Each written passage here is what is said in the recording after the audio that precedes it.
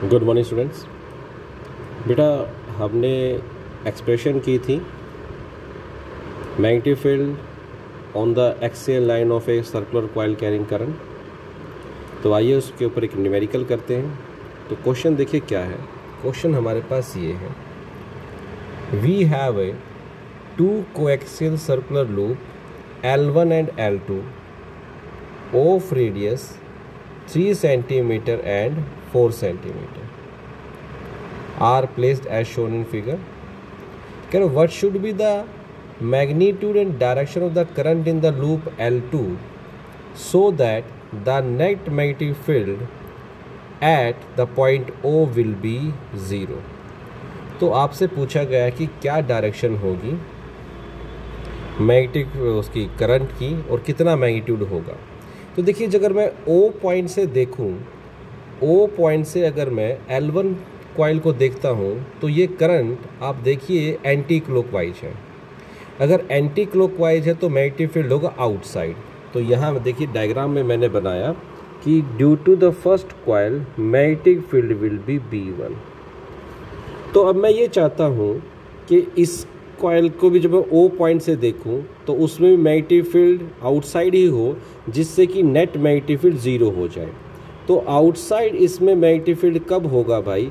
जब इसमें आप करंट फ्लो कराएंगे एंटी क्लॉकवाइज डायरेक्शन। तो पहला सवाल हमारा हो गया, the current will be in the direction of anti clockwise. तो अब आपको निकालना है इस I2 की वैल्यू। तो दोनों मैग्नेटिक फील्ड इक्वल और अपोजिट होंगे O पॉइंट पर, तभी आपके पास वो मैग्नेटिक फील्ड 0 होगा। तो आपने एक्सियल लाइन पे फॉर्मूला निकाला था। क्या फॉर्मूला था? देखिए, फॉर्मूला लिख देता हूँ मैं।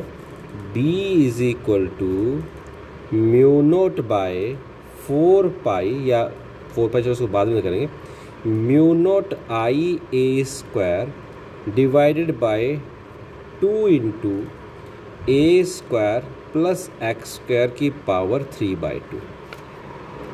Mu naught by 2 IA square divided by A square plus x square की पावर 3/2, ये आपके पास था। A इज़ द रेडियस, मैं लिख भी देता हूँ आपके लिए। A is radius and X is the distance of the point from the centre of the coil.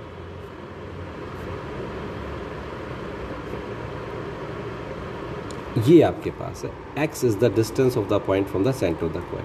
तो आइए पहले B1 निकालते हैं भाई, magnetic field B1। Magnetic field B1 का फॉर्मूला क्या होता है? देखो, mu note by 2, I is I1, A is radius, radius कितना भाई? 3, तो 3 इंटू 10⁻² का स्क्वायर बाय 2, तो आपके पास हो ही गया था। A square plus x square की power 3/2, A square is 3 square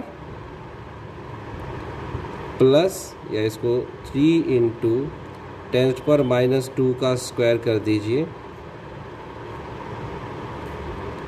plus x is 4 centimetre, 4 into 10⁻² का स्क्वायर कर दीजिए, इसकी power 3/2।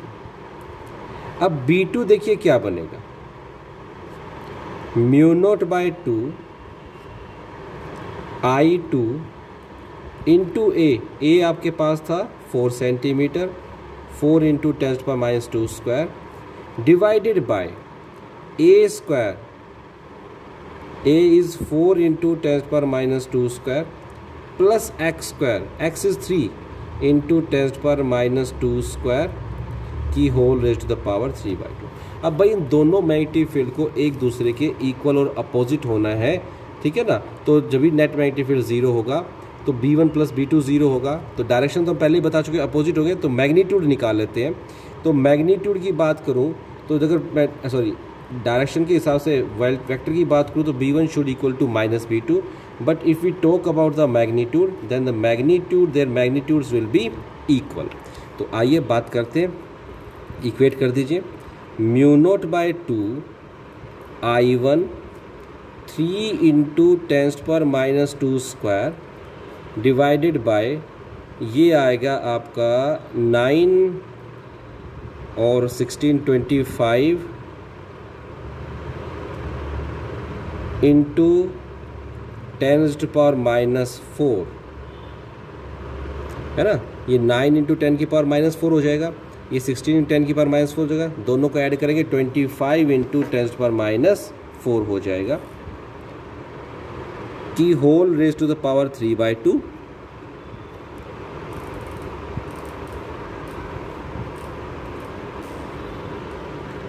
This is equal to μ0/2 multiply by I2 into 4 into 10⁻² square. Solve करेंगे तो बेटा ये भी नीचे 25 इंटू 10⁻4 रेज़ टू पावर 3/2 आएगा। अब देखो μ0/2 से μ0/2 कैंसिल, 25 इंटू 10⁻4 3/2 से ये कैंसिल। I1 की वैल्यू होती है 1, आपको गिवन है I1 is equal to 1 ampere.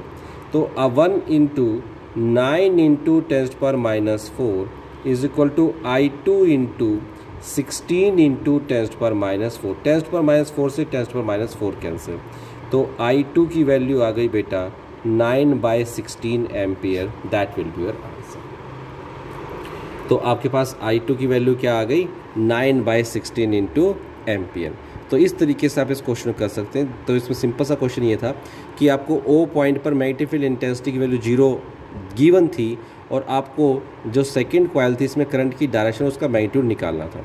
तो आपने देखा कि इसमें भाई एंटी क्लॉकवाइज डायरेक्शन में, तो इस कॉइल के कारण इस O पॉइंट पर मैग्नेटिक फील्ड आउटसाइड होगा तो B1 हो गया। तो इसमें भी इसका आउटसाइड इधर होना चाहिए, इस डायरेक्शन में होना चाहिए, तो उसके लिए इसमें भी एंटी क्लॉकवाइज डायरेक्शन में करंट फ्लो करना चाहिए as we see from point O। तो वहाँ से B2 आपकी डायरेक्शन निकल गई, एंटी क्लॉकवाइज डायरेक्शन में करंट हो गया। और दूसरा मैग्नीट्यूड निकाला, दोनों के मैग्नीट्यूड, दोनों मैग्नेटिक फील्ड के मैग्नीट्यूड आपने इक्वेट कर दिए और उसको यूज़ करते आपने सोल्व किया, तो it comes out to be 9/16 ampere. Okay, चलिए।